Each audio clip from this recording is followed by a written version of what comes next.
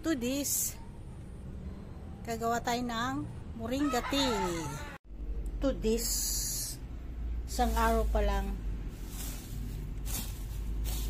dry malunggay tea. Yan. To this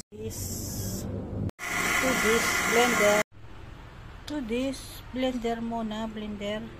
Last one na blender. I-blender uli. First blender, guys. Second blender, guys. Ayan na siya. Magiging moringa tea yan, guys. Yan. Kung marami kayong malunggay. Yan ang finished product, guys. Moringa tea. Ito, guys. Gagawa na tayo, guys. Magsasangkap tayo ng isang kutsara.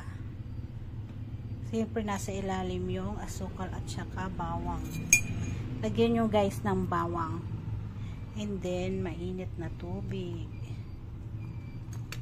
Yan. Tapos, guys, hayaan nyo lang dyan. Tatakpan nyo, guys, ng mga 30 minutes para ay ma-absorb. To this. Tayo. Mainit.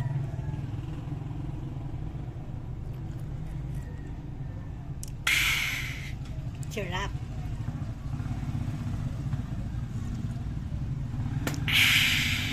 Sarap. Pag gumawa kayo ng moringa at uminom kayo ng moringa tea, guys, lagyan nyo ng bawang. Magpitpit kayo ng bawang at isama nyo dito, slice at honey. Yun, sarap.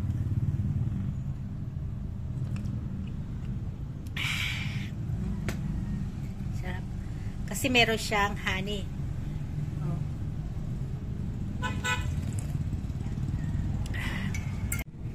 Ang sarap, guys. Titingnan nyo yan, guys. Ganyan yan. Pwede naman salain, pwedeng hindi. Kasi pag inom ninyo, guys, ano naman yan eh. Hindi mo maramdaman yan. So, ayan na nandyan, guys, is bawang. So, need natin lagyan ng bawang, guys, para magbalansi. Kasi, guys, ang malunggay ay nakakataas ng BP yan. O, ma-high blood ka dyan. Kung lalagyan mo ng bawang, guys, kontra yan sa pag-high blood. So, ayan, guys. Lagyan nyo lang ng bawang at saka honey para matamis na. Masarap yan, guys. Masarap yan. Titingnan nyo lang, guys, nakakaano. Alam mo, guys, pag tumatanda tayo, guys, gusto natin umaba ang buhay natin at hindi tayo magkasakit. So, need talaga natin ang mga herbal na yan. Kasi, guys, mahal ang gamot. So, sa ating matatakaw, lagi tayong nasa restaurant, so need natin ang mga herbal. So, dahil meron naman tayong tanim sa bakuran natin, guys, gumawa na tayo. Napanood ko lang ito, guys, paano gawin ang malunggay tea, paano gawin ang guyabano tea, bayabas tea, guava tea. So, pinapatuyo lang yung mga dahon-dahon, guys. At pag malutong na sila, guys, pwede na silang i-blender. Tapos, ilagay nyo na sa isang garapon. Mag-stock na kayo. Lalo na sa tag-ulan, mahirap ang buhay. So, yan lang ang masasabi ko at masishare ko. Thank you for watching.